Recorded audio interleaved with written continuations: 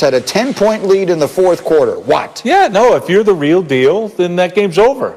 Regardless of the stupid play by the quarterback, Trubisky, and the play call, the questionable play call at that situation.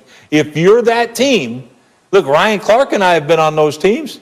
Game's over, dude. Yeah. It's flat out over. If we're going to show you how good we are, how great we are. All right. Instead, that team right there gave up 450 yards to the Detroit Lions. Mm-hmm. Yeah, you're really that good. Forget about you wanted your own identity. You never liked the 85 Bears. Well, guess what? You can't hold their jock strap.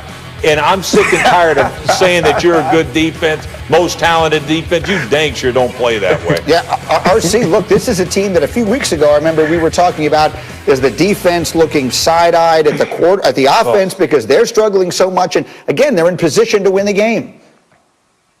I'm getting so sick and tired of you guys talking out of both sides of your mouth. What do we always say? We want a team to be together. We want total chemistry. We want complementary football. Not a Bears playing complementary football. The offense sucked. Defense sucked too. There you go. Isn't this what we want? Isn't this why Matt Nagy was brought to Chicago so the offense and the defense would be on the same level? Well, now you have it. And then y'all get it, and y'all want to be mad. Right? This defense is not what it used to be. It's not what it even started the season as being. It's not what we saw on Thursday night against the Tampa Bay Buccaneers.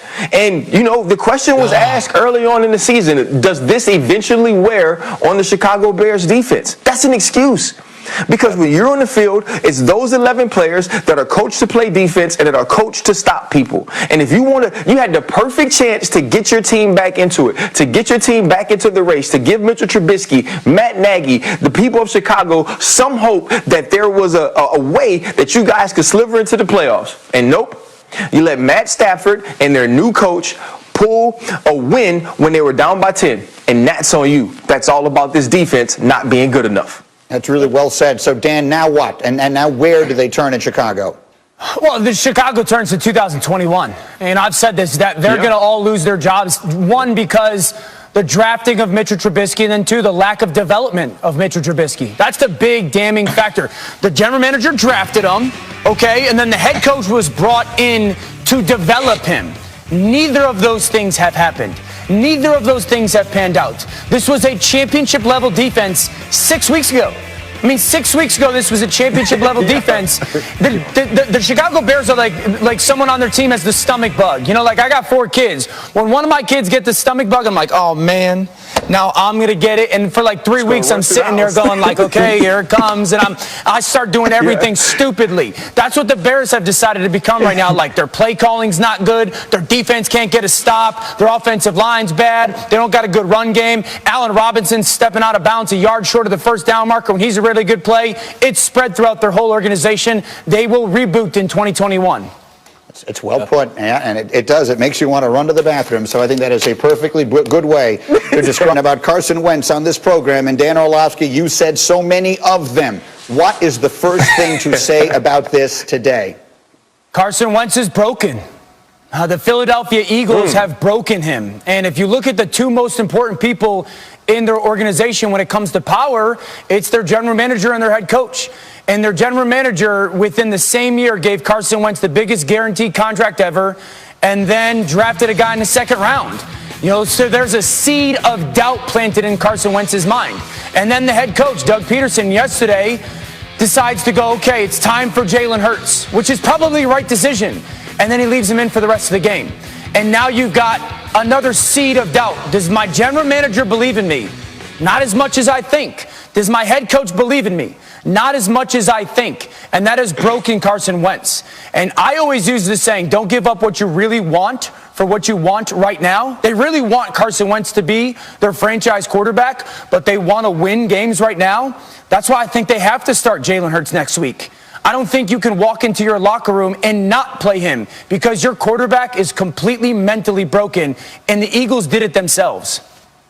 RC, Jalen Hurts or Carson Wentz next week? Which direction should they go? It's Jalen Hurts. Doug Peterson has absolutely no choice. Doug Peterson was standing at the top of the cliff, and Carson Wentz has been beating him down that cliff to the edge, and he was about to fall over. He had to make a decision. He had to say something to his team that this type of play, no matter the position, no matter the contract, no matter the name, is unacceptable. And so you put Jalen Hurts in the game, and they said there was no plan. Carson Wentz didn't necessarily know how long he was going to play, but in the third quarter, you get the best pass of the game, and it's from your backup quarterback. He is Jalen Reagor, who we've been looking for all year, and now you have this huge play. And then you go into the fourth quarter, and it's 4th and 18, and I know it's kind of a time where you're trying to figure out how can we just get this game close, and he throws a touchdown. The football had touch on it. He was accurate. He created plays with his legs. He looked like the more poised, experienced, confident quarterback yesterday. And so Doug Peterson, you start him. And if it doesn't work out, then fine. At least you made a change. At least you showed your team that play matters. And if it works out, then you have a decision to make in the future. But it's no decision to make about the quarterback of the Philadelphia Eagles next week, because that guy has to be Jalen Hurts. Well, Rex, you know, you're my coach here, and so the coach has to balance losing his locker room versus potentially losing his job. How do you handle this now if you're Doug Peterson? Well, if he loses his locker room, he's going to lose his job anyway. So to me, look, I have not been a huge fan of Jalen Hurts. I mean, I don't think he has the NFL skill set.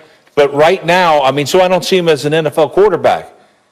But right now, the way Carson Wentz is playing, he's not one either. So to me, you got no choice. What I saw as just a fan is as soon as you put Hurts in, the entire team picked up.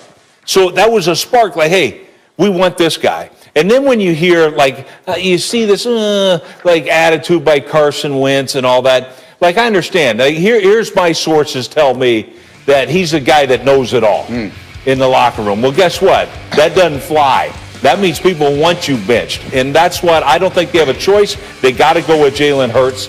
And, you know, so we'll see. When you say that, it's reminiscent of the fact that this is a team that seemed to play better around Nick Foles than it did around Carson Wentz, and maybe now it makes a little sense to you. Yeah, it makes sense to me now when I hear about this is, you know, a know-it-all guy. Because at the time, I'm like, there's no comparison. Athletically, Carson Wentz is exactly what you want as a quarterback. But it's all these underlining things. If he's not coachable, if he thinks he's above the team and everything else, no wonder everybody was screaming for Nick Foles, who we all know is just a journeyman guy and a backup quarterback. But I understand it much better than I did, you know, at the time. So, Dan Orlovsky, you say that right now Carson Wentz is broken. Candidly, watching it, it's impossible to disagree. Can he be fixed? Oh, absolutely. The right people can absolutely fix Carson Wentz. But, Greeny, it's going to come to trust. And I think that's when I hear those post-game press conference comments from Carson Wentz going, I didn't really know the plan. I was told that Jalen Hurts might go in for that first play and then maybe a series. That's the biggest concern I have right now, because the question becomes, how does Carson Wentz ever trust, again, the general manager, Howie Roseman, and the head coach, Doug Peterson? Like, how was there not the conversation of, hey, Carson, right now you're not playing good enough and our offense is struggling. If that continues to be the case in this game, Jalen's going in. And if Jalen provides a spark, or if Jalen plays well, which he did, he's going to continue to stay in. There can't be this gray area right now for this offense. And so it's going to take time. And I said this last week, Greeny. The biggest question in this organization is, do they believe that either Doug Peterson or Carson Wentz is their future? Because if they believe it's Carson Wentz, then they need to find somebody that can rebuild the trust. Because right now the trust between the player and the coach is completely broken. And the question becomes, what about 2021? That's the reality. The division's not being won, Eagles fans. What about 2021? Because if you move to Jalen Hurts for the next 4 games, I think 5 games or whatever's left, you bring into question 2021. I don't care about the money. I understand it's very difficult. But when you decide that it's time to move on, I don't know if you can bring back the guy that you benched with the same coaching staff.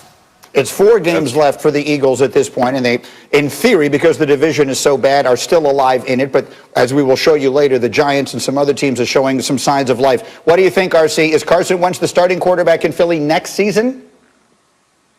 You know what? I truly don't know, Greeny. And Dan makes a great point about trust and trust being broken, or Carson Wentz being broken. What he's not mentioning is the things that Carson Wentz has done to the organization, because trust is the two-way street. No Trust is also earned. And Carson Wentz hasn't been earning the trust on the field. Listen, I don't know what goes on in the locker room. I don't know if the team tends to play better behind the backup because they like the backup as a person more. But what I do know is when Carson Wentz is on the field, he is not inspiring his players. He's not inspiring his coaches to continue to stand behind him, as Doug Peterson did so many times early on in this season. And so when you look at this team is trending down. The defense, who did play well against the Seattle Seahawks, didn't play as well yesterday against the Green Bay Packers. And so now this isn't a team that's going to make a playoff push. This is a team that has to make the point.